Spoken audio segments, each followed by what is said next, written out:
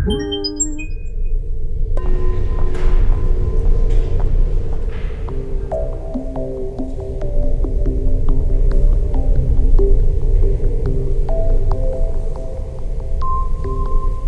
la deuxième édition de cette exposition consacrée aux lauréats du concours Talent Contemporain. C'est un concours qui est dédié au thème de l'eau. Elle peut être représentée, elle peut être évoquée aussi. Elle peut aussi faire partie du processus de création de l'œuvre ou encore constituer un des composants physiques de l'œuvre. Il y a une catégorie dessin, peinture, sculpture, installation, vidéo et photographie.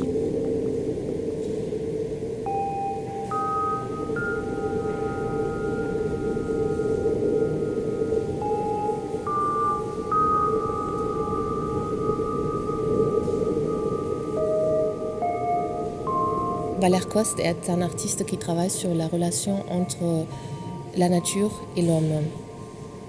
Il s'inspire de méthodes scientifiques tout en détournant ces méthodes et esthétiques scientifiques dans son œuvre. Il porte un regard assez critique envers la science qui, selon lui, régit aujourd'hui en large partie notre perception de la nature.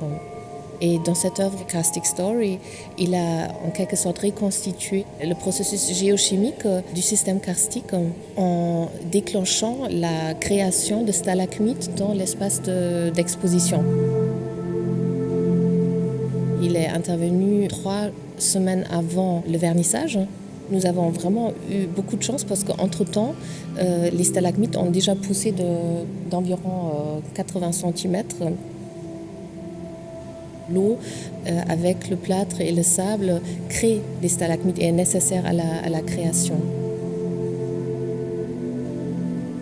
C'est quelqu'un qui met en question ce statut omnipotent que détient aujourd'hui la science en travaillant, par exemple, dans son autre sculpture Dark Rain sur la création d'une pluie artificielle, tout en inversant la spatialité parce que la pluie qui est créée monte du bas de la sculpture vers le haut.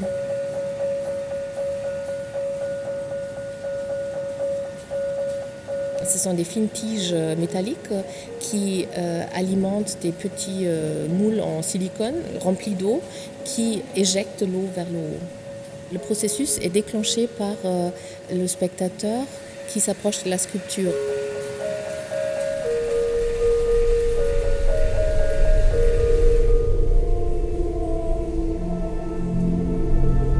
Hicham Berrada travaille également sur cette relation entre l'homme et la nature. Son approche est nourrie de ces deux formations scientifiques et artistiques. Il recrée des effets naturels à l'aide de réactions chimiques. Les acteurs principaux de ses œuvres étant des molécules. Il y a cette série intitulée Tranche Présage qui fonctionne à partir de molécules.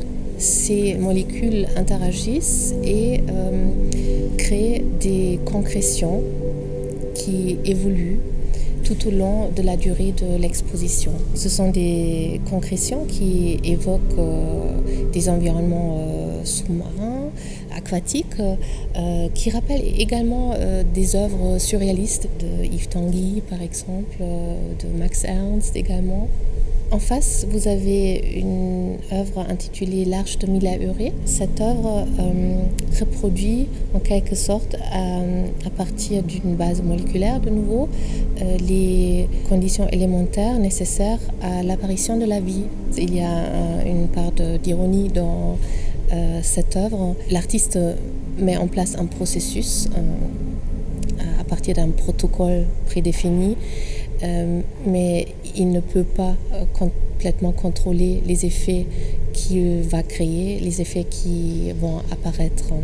Donc il y a une mise en question justement du statut de l'homme dans cette création. Il met en question aussi le statut omnipotent de la science. Nour Awada a été primée avec son œuvre Les Ruisselantes. Elle est fondée sur une performance de l'artiste qui était couverte d'une chape de terre et qui, sous une pluie glaciale, commence à ruisseler sur son corps.